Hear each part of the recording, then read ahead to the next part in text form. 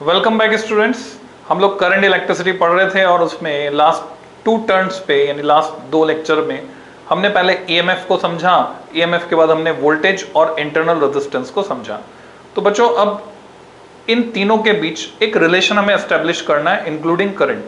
तो EMF, voltage, internal resistance and current, तो इनके बीच हम एक रिलेशन एस्टेब्लिश करेंगे। तो 2 नंबर में ये आपसे डेरिवेशन पूछा जाता है, तो आप हेडिंग लगा सकते हैं रिलेशन बिटवीन, ये सिंबल है ईएमएफ का, ये voltage V, current I, external resistance capital R and internal resistance small r। तो हमें 2 मार्क में ये एक रिलेशन एस्टैब्लिश करना है। तो उसके लिए हम एक सर्किट कंसीडर करेंगे बच्चों। यहां टैग लगा देता हूं मैं 2M। तो सर्किट कैसा है, तो जस्ट आप इमेजिन करो, अगर मैं कहूं कि इस टॉर्च का सर्किट आपको बनाना है, draw the circuit diagram for this torch considering the LED as resistance. LED को रेजिस्टेंस या लोड रेजिस्टेंस, क्योंकि एलईडी यहां पे क्या लोड है एक तरह से।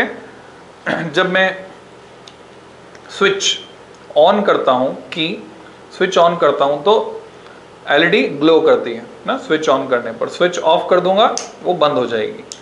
तो 2 सेल का एक सर्किट जिसमें एलईडी को रेजिस्टेंस की तरह शो करना है, वो सर्किट आप ड्रॉ कीजिए।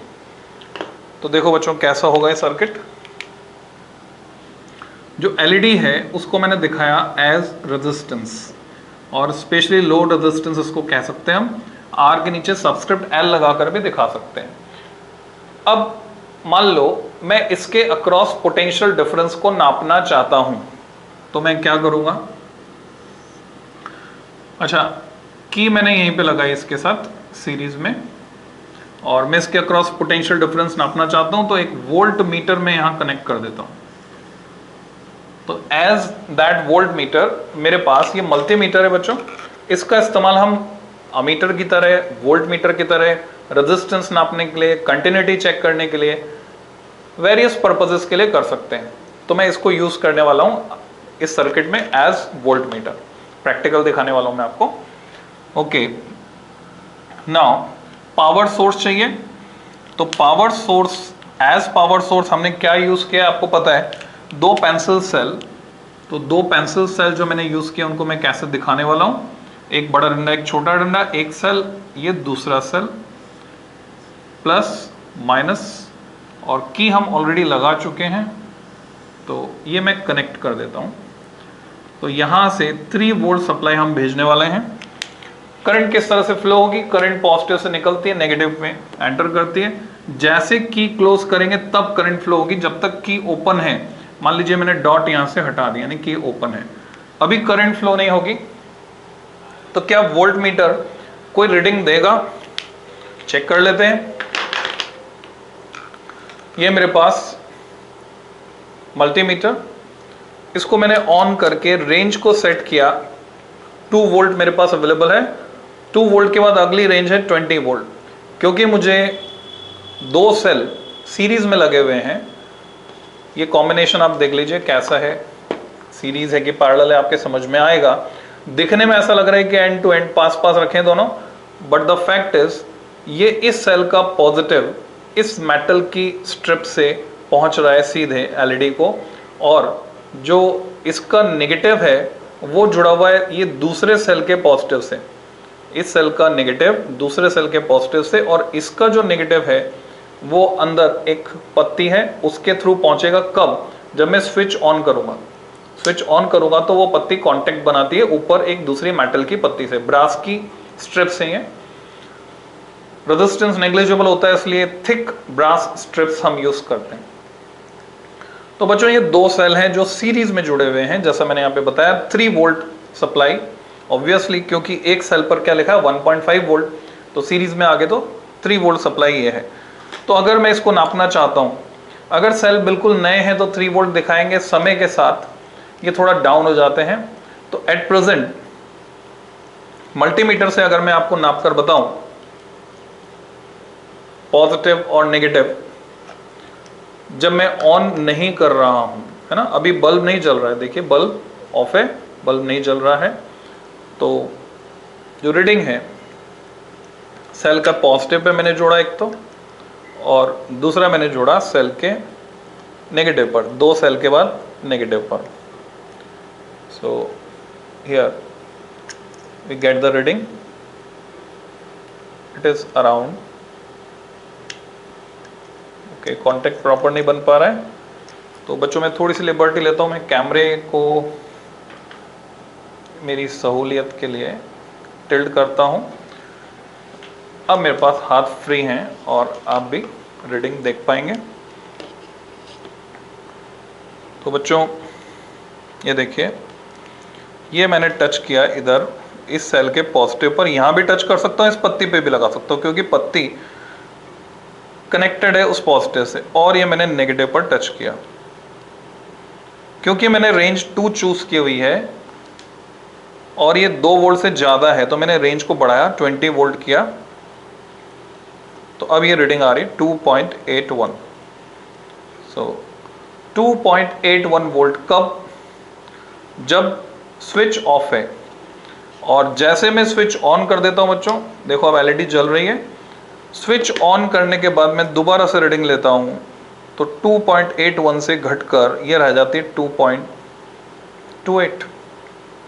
2.8 थी, 2.2 रह गई अगर एक डिजिट तक बात करें। तो ये जो 2.28 रह गई बच्चों, ये तो है वोल्टेज, और जब मैं स्विच ऑफ कर देता हूं तो ये जो बढ़ी हुई रीडिंग है, अभी 2.78 रह गई है, सेल थोड़ा सा कंज्यूम हुए, वैसे 2.8 आ रही थी, तो ये जो बढ़ी हुई रीडिंग है 2.79 वापस बढ़कर हो जाएगी 2.8। तो ये जो रीडिंग है बच्चों बढ़ी हुई, ये ईएमएफ है। So clearly EMF is greater than voltage जब सेल से हम करंट ले रहे हैं, सेल डिस्चार्ज हो रहे हैं। सो एक रिलेशन एस्टैब्लिश करना है, तो जब तक मैं की ऑफ रखता हूं हम कहेंगे सेल अभी ओपन सर्किट में है। Open circuit TPD, terminal potential difference, जैसा मैंने अभी नाप के बताया आपको, उसको कहते हैं ईएमएफ।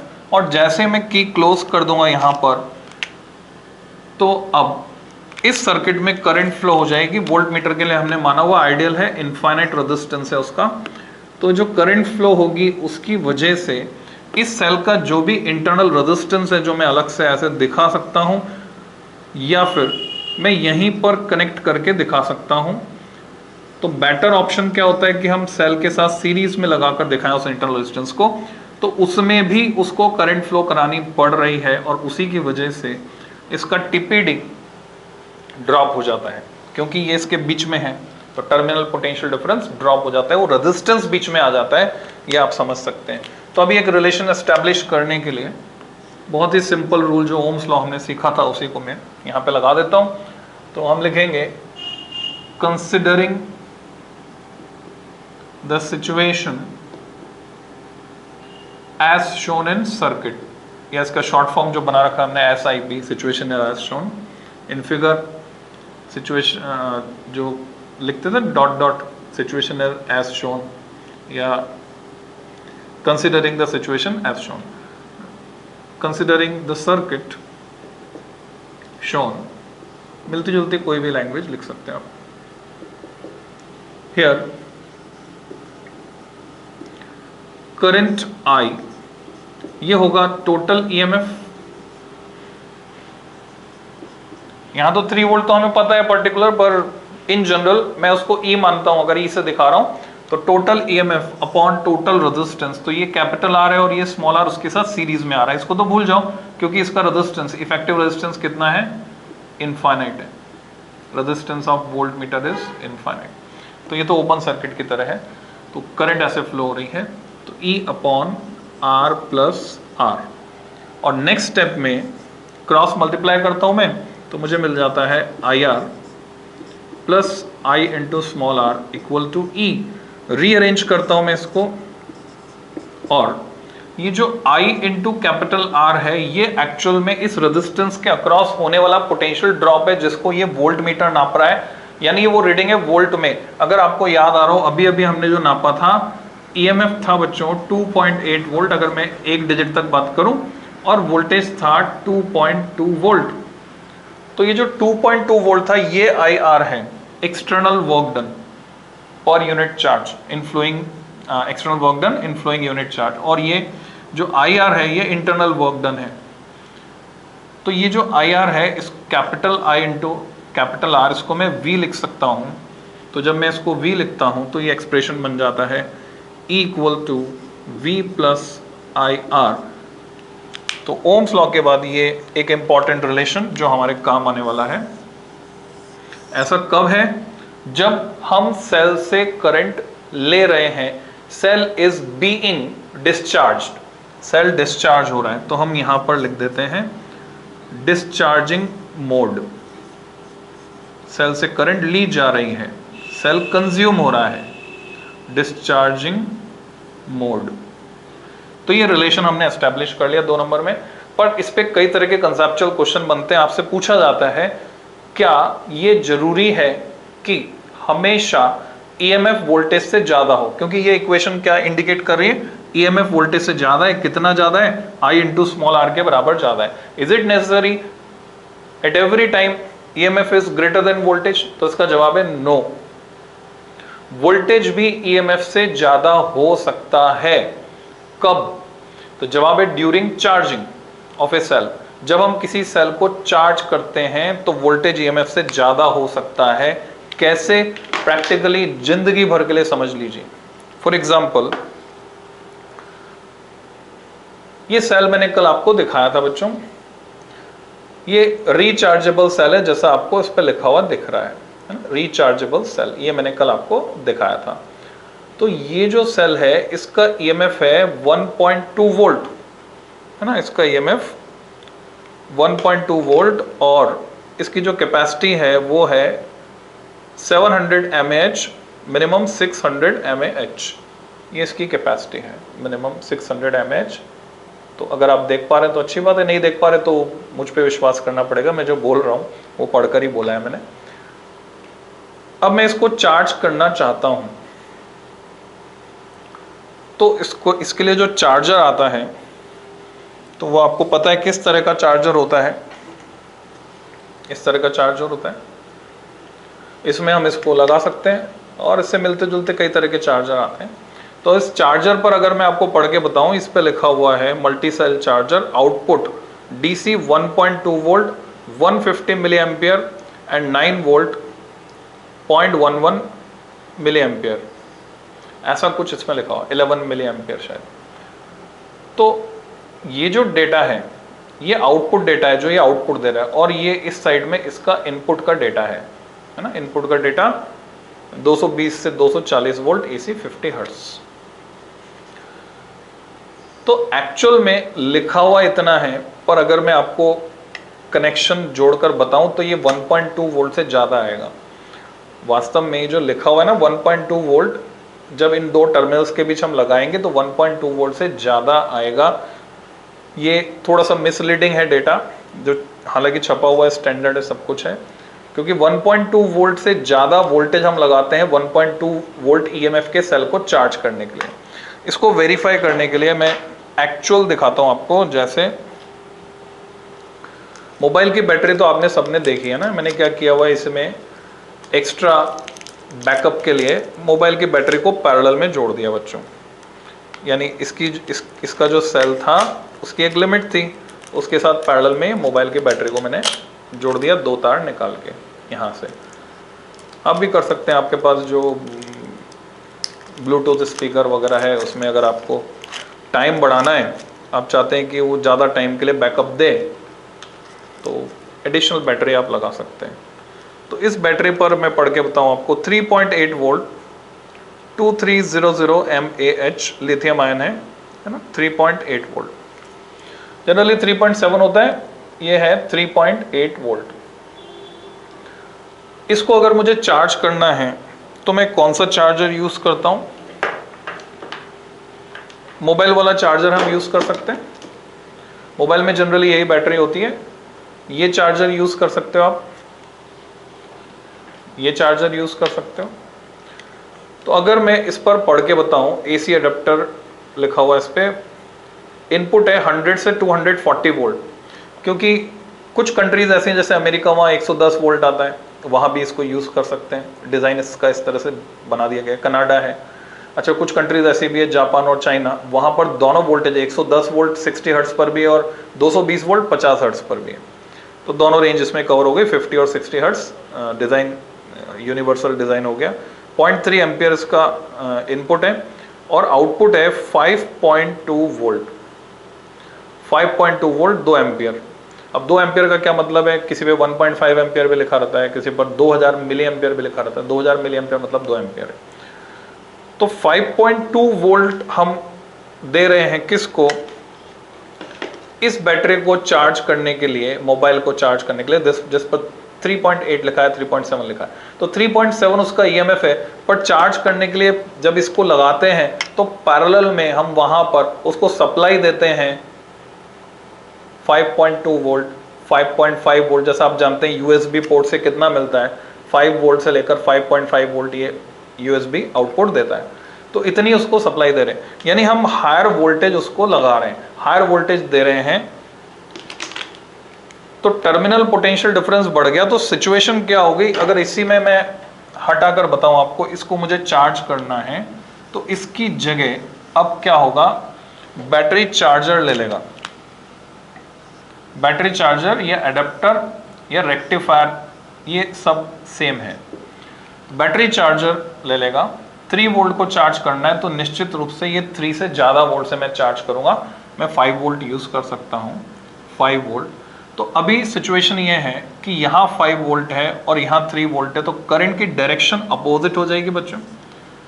करंट की डायरेक्शन अपोजिट होने से अब इस बैटरी में अगर ये चार्जेबल है, चार्जेबल और नॉट चार्जेबल क्या अंतर होता है, रिचार्जेबल जो सेल्स होते हैं, बैटरीज होती हैं, उसमें रिवर्सिबल रिएक्शन हो सकती है। केमिस्ट्री में पढ़ते हैं हम, इलेक्ट्रोकेमिस्ट्री में रिवर्सिबल रिएक्शंस होती हैं, जिससे कि जो प्रोडक्ट्स हैं वापस से रिएक्टेंट्स में कन्वर्ट हो जाते हैं। During discharging reactants get converted into products and during charging products get reconverted into reactants, तो रिचार्ज वो हो जाता है। हाँ, देयर इज अ लिमिट कितनी बार आप रिचार्ज कर सकते हैं। तो करंट की डायरेक्शन अपोजिट हुई, तो आप देख पा रहे हैं कि इसके अक्रॉस जो वोल्ट मीटर रीडिंग देगा, क्या वो 3 वोल्ट दिखाएगा या 5 वोल्ट दिखाएगा या दोनों के बीच का कुछ दिखाएगा। प्रैक्टिकली थियोरेटिकली बात करें तो 5 वोल्ट उसको दिखाना चाहिए, 5 volt TPD, terminal potential difference.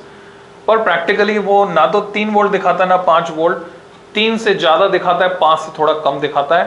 तो उस समय पे अगर बात करें तो ईएमएफ तो कैरेक्टरिस्टिक प्रॉपर्टी ईएमएफ तो फिक्स है 3 वोल्ट, पर जो वोल्टेज है थियोरेटिकली देखें तो 5 वोल्ट है, तो वोल्टेज ईएमएफ से बड़ा है। कब, जब हम सेल को चार्ज कर रहे हैं। और इस दौरान अगर हम इस इक्वेशन को देखें तो मॉडिफाई हो जाएगी, तो आप लिख सकते हैं मॉडिफाई करके, but during charging, जब हम सेल को चार्ज करेंगे तो इक्वेशन में क्या होगा बच्चों, V बड़ा है E छोटा है, तो सिंपली हमको क्या करना है, रिप्लेस करना है बस। V की जगह हम E की जगह V लिख देंगे, equation becomes V equal to E plus I R. Difference अब भी I इंटू स्मॉल r का ही होगा, ये समझने की बात है। कहीं माइनस साइन लगाने की जरूरत नहीं है, प्लस प्लस साइन से हमारा काम चल रहा है, बस आपको समझना है। प्रैक्टिकली आपने समझ लिया होगा, दिमाग में बिठा लीजिए। नहीं तो मैं एक एग्जांपल और दे देता हूँ। इस कैमरा से जिससे मैं रिकॉर्डिंग बना रहा हूँ बच्चों, ये उसकी बैटरी है, ठीक है, ये कैमरा की बैटरी है, स्पेयर है। आप बोलोगे बैटरी निकाले तो चल कैसे रहा है, तो NP-FV50 ये मॉडल है इसका, और इसका जो वोल्टेज है वो गूगल करेंगे तो मिल जाएगा। तो इसका जो वोल्ट है और जो चार्जिंग वोल्ट है, एक तो इसका EMF है, इस पे लिखा हुआ भी है 7 वाट आवर, थोड़ा छोटा छोटा लिखा है तो मैं ठीक से पढ़ नहीं पा रहा हूँ। ओके 6.6 वाट आवर, तो वोल्टेज नहीं लिखा हुआ है इस पे। हाँ, मैं नाप सकता हूँ प्रोवाइडेड इन कॉन्टेक्ट में मैं उन पिंस को लगा पाऊँ। तो इसको चार्ज करने के लिए जब चार्ज करते हैं तो बाहर से जो चार्जर देता है, तो चार्जर का जो आउटपुट वोल्टेज है मैंने पढ़ के देखा हुआ है वो ज़्यादा है ना इससे। तो ये 7.5 की वोल्ट की बैटरी है तो चार्जर 8.8 वोल्ट देगा। तो ये समझने की बात है। तो चार्ज जब करते हैं तो वोल्टेज बाहर से हम प्रोवाइड करते हैं, रिवर्स डायरेक्शन में लगाते हैं, प्लस से प्लस माइनस से माइनस को जोड़ते हैं जिससे कि रिवर्सेबल रिएक्शन हो सके और वोल्टेज ईएमएफ से ज़्यादा हो जाता है। तो हमने ईएमएफ वोल्टेज दोनों को पढ़ा समझा। अब इससे आगे की बात करते हैं, थोड़ा सा इस पे क्वेश्चंस देख लेते हैं बच्चों। ग्राफ बेस्ड इंपॉर्टेंट क्वेश्चंस बनते हैं। तो आप समझ गए होंगे कि ये इंटरनल रेजिस्टेंस है जो कि वोल्टेज और ईएमएफ में डिफरेंस क्रिएट कर रहा है। तो इन केस जिन क्वेश्चंस में आपको दिया हुआ इंटरनल रेजिस्टेंस नेग्लिजिबल है या नहीं है ना, जब जिक्र ही नहीं है उसका तो हम क्या करते हैं, इंटरनल रेजिस्टेंस को नेग्लेक्ट करके चलते हैं।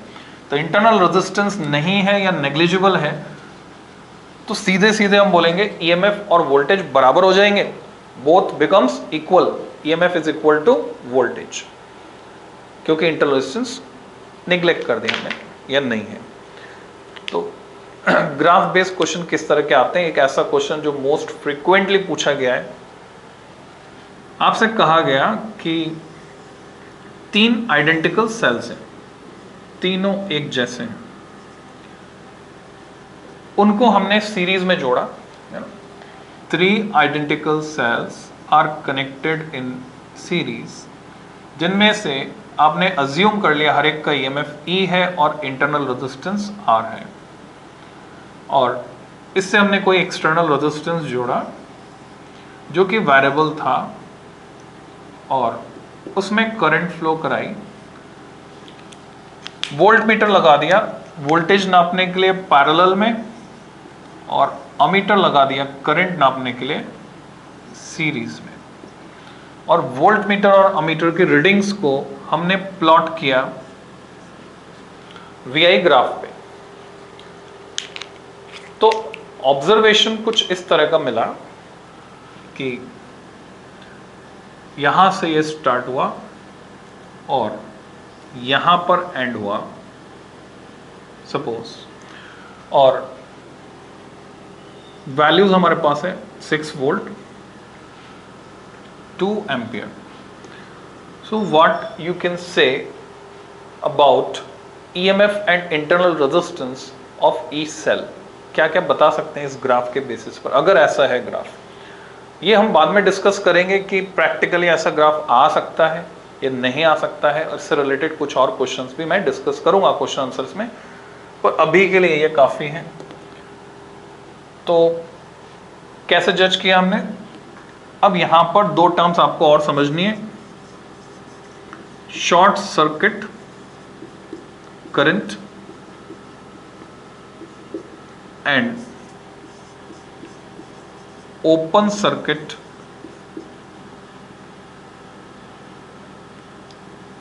टर्मिनल पोटेंशियल डिफरेंस कह सकता हूं या वोल्टेज कह सकता हूं। तो हम जानते हैं open circuit voltage is nothing but EMF. जब हम सर्किट्स में कोई करंट फ्लो नहीं करा रहे हैं, सेल से कोई करंट नहीं ले रहे हैं, it is called open circuit voltage.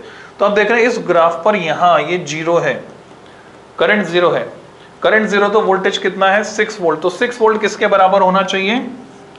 Logically 6 volt total EMF के बराबर होना चाहिए। हर एक सेल का ईएमएफ E है, तो 3 सेल सीरीज में जुड़े हुए हैं, तो 3E should be equal to 6 volt. So E equal to 6/3, that is 2 volt. Agreed? तो हमने हर सेल का EMF निकाल लिया। फिर इंटरनल रेजिस्टेंस भी तो पता करना है। तो देखिए, शॉर्ट सर्किट करंट ये क्या होती है? कभी एक्सीडेंटली बैटरी के दोनों टर्मिनल शॉर्ट हो जाएं, जैसे फॉर एग्जांपल ये कोई सेल, अब एक तार लेकर, बेयर वायर नंगा तार लेकर, पॉजिटिव को नेगेटिव से जोड़ के हाथ में से पकड़ के कोशिश करना, हाथ गर्म, उतार इतना गर्म हो जाए जल जाएगा हाथ, थोड़ा सावधानी से, बिकॉज आपने क्या किया, शॉर्ट सर्किट कर दिया। एक्सटर्नल सर्किट में कोई रेजिस्टेंस नहीं है, लार्ज करंट फ्लो हो रही है, लार्ज करंट फ्लो हो रही है, तो वो तार गर्म हो जाता है इंस्टेंटली। नेक्स्ट लेक्चर में हम वही हीटिंग इफेक्ट ऑफ करंट पढ़ने वाले हैं डिटेल में। तो तार गर्म हो जाता है बच्चों। अगर आपको होम अलोन का पार्ट 1 याद आ रहा हो, फिल्म होम अलोन नहीं देखे तो देख लो, खाली अभी टाइम काफी होता है आपके पास। तो होम अलोन पार्ट 1 में वो जो बच्चा है वो बदमाशों को भगाने के लिए एक बैटरी लगाता है बेंच के नीचे, और जैसे बदमाश जाकर उस बेंच पर बैठता है, उसके नीचे लोहे का एक अरेंजमेंट होता है जो बैटरी के दोनों टर्मिनल्स को शॉर्ट कर देता है। शॉर्ट कर देता मतलब दोनों टर्मिनल्स को जोड़ देता है, पॉजिटिव को नेगेटिव से। ऑन द स्पॉट वेल्डिंग हो जाती है, ऐसा होने पर रेड आउट हो जाता है वो पूरा। तो फिर बदमाश उछलता है वहां पे, क्योंकि पूरा नीचे जैसे गर्म तवा हो वैसा हो जाता है सीट जो है बैठने की। सो लार्ज करंट फ्लो होती है। अब इसको बोलेंगे शॉर्ट सर्किट। एक्सटर्नल रेजिस्टेंस को अगर मैं इस सर्किट में 0 कर दूं, इसको मैंने कर दिया 0, नॉब है ना मेरे पास, बढ़ा सकता हूं घटा सकता हूं, इसको 0 करते ही करंट बढ़ेगी, बढ़कर हो जाएगी मैक्सिमम।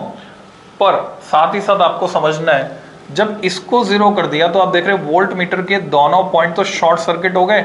ये जिस पोटेंशियल पर है वो ये भी उसी पोटेंशियल पर है, क्योंकि ये तो कनेक्टिंग वायर है ना, जोड़ दिया आपने दोनों को, विदाउट रेजिस्टेंस जोड़ दिया, तो वोल्ट मीटर की रीडिंग तो हो जाएगी 0। तो वोल्ट मीटर की रीडिंग कहां 0 है, एक्स एक्सिस पर 0 है, वोल्ट मीटर की रीडिंग 0 और अमीटर की रीडिंग 2 एम्पियर। तो 2 एम्पियर है मैक्सिमम करंट बच्चों, उसको कहते हैं हम शॉर्ट सर्किट करंट।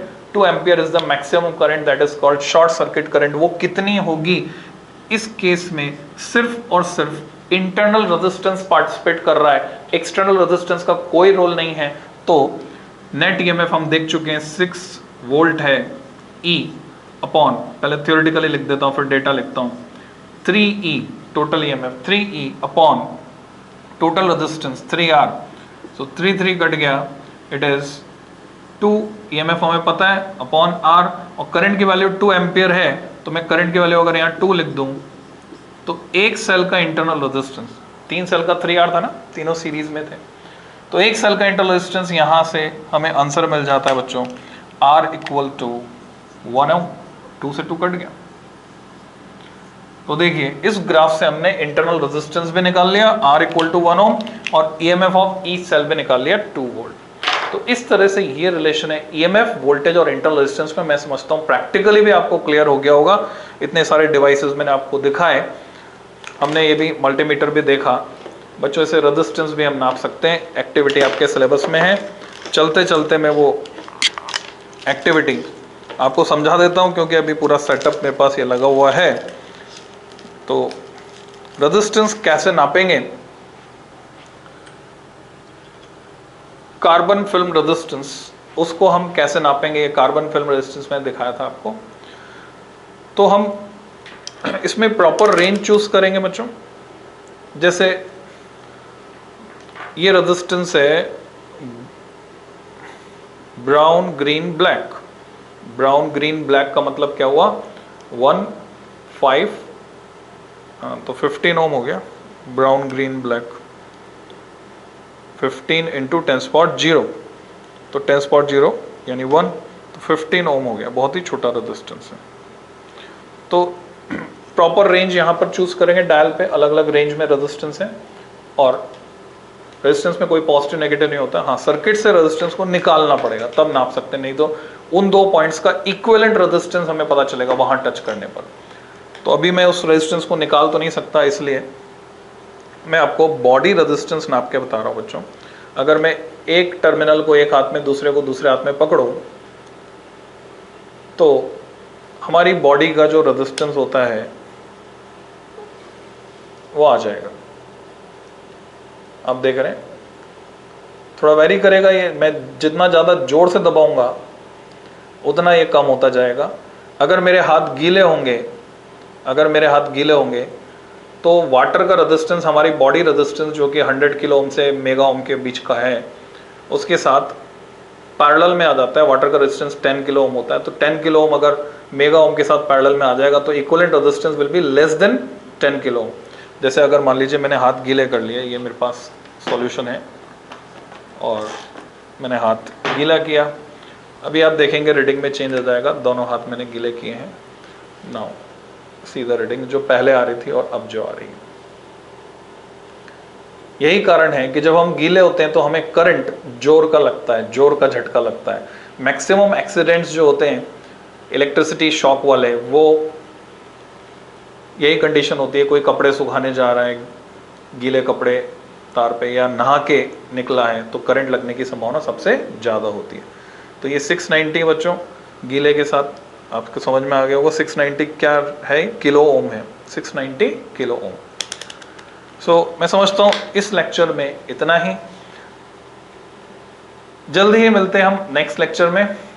दिन में 2 लेक्चर 12th के चलेंगे बच्चों और 1 11th का चलेगा रेगुलरली। तो आप जुड़ें रेगुलरली। फिर नेक्स्ट टेस्ट प्लान करेंगे हम इस चैप्टर के एंड पर। करंट इलेक्ट्रिसिटी जब एंड होगा तो फिर से एक टेस्ट प्लान करेंगे। Okay, happy learning.